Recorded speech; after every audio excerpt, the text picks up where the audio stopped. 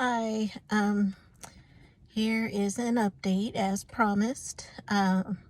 Since learning about the, I'm assuming minor prolapse that I'm experiencing, I have started walking. There's a mall near my house, and I have been able to, with the encouragement of my husband Chris, um, make my lap around and get about a good 25-30 minute walk in.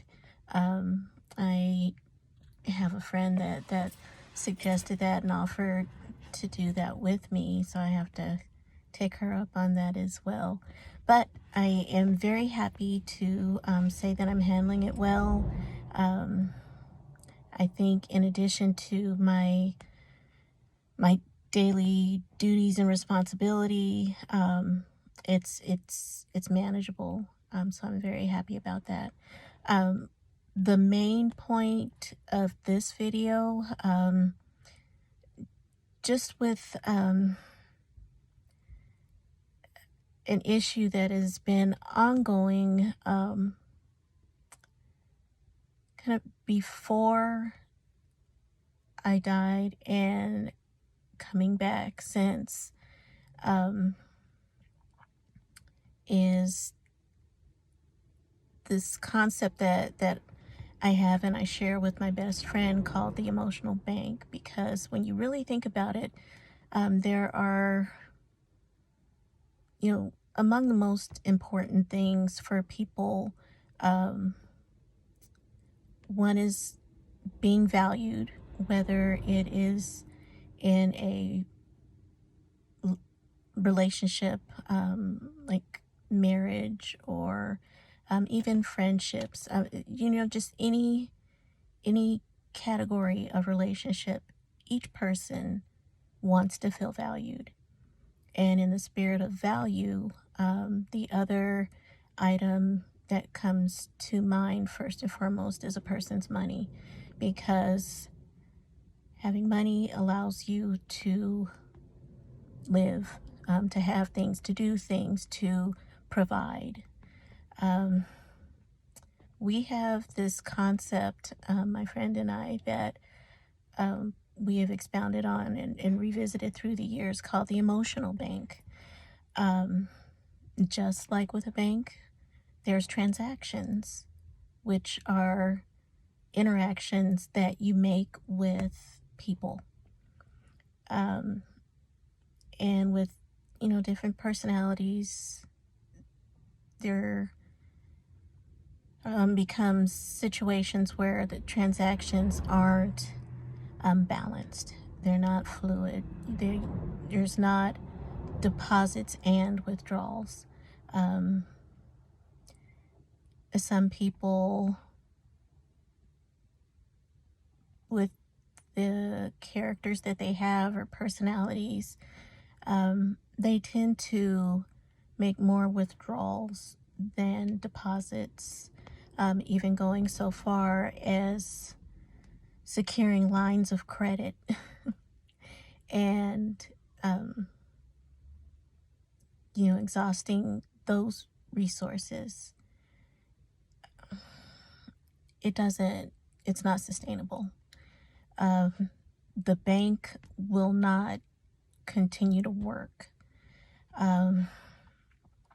I myself feel as though I have several relationships that have made me question my value and how much is being taken out. It's just too much, and my hands are tied because of this situation. I continuously find myself extending credit and honoring a debt for other parties involved when most people just wouldn't. But that's just who I am. And um, I'm constantly told that in order to keep myself healthy, I have to make hard decisions. It's more complicated than it seems on paper. All I can do is just ask for prayers, love, and support on it, because I know what I should do, but I cannot do that. Um,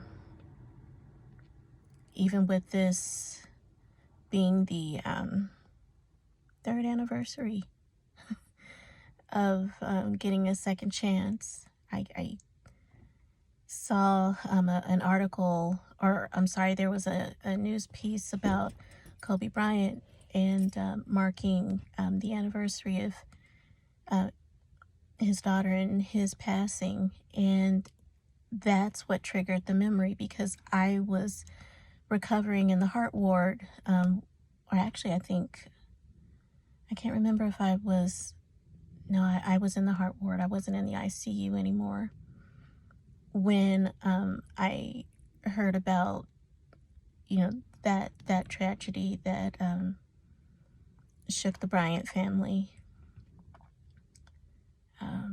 So much has been going on, and it's like wave after wave, and like a surfer will get set before the wave comes so that they can ride their wave. I don't get that chance. I feel like I'm about to set, and then the wave just destroys me.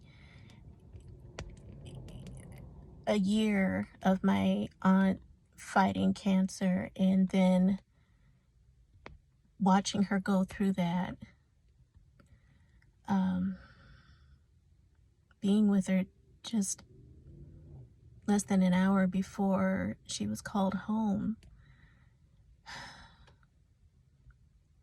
being a part in planning her funeral service. And that's on top of the day-to-day emotional strain of my mother in her medical state, and all of the other things that pop up. And let's not forget, I'm a wife and mother. And I have stuff in my own family. Grayson just started with braces, and that's a huge transition for him and for Chris and I as parents, watching him go through that, comforting him, working to try and provide him with nourishment that he can tolerate, added into the fact that he's a type 1 diabetic. It is so much. I guess I compartmentalize really well, in addition to taking what I call my crazy pills, so that I can cope from a hormonal level and getting the help that I do, because it's never about one person. As human beings, we touch so many different people, and we don't even really know the full depth of it. But in my day-to-day life, I know my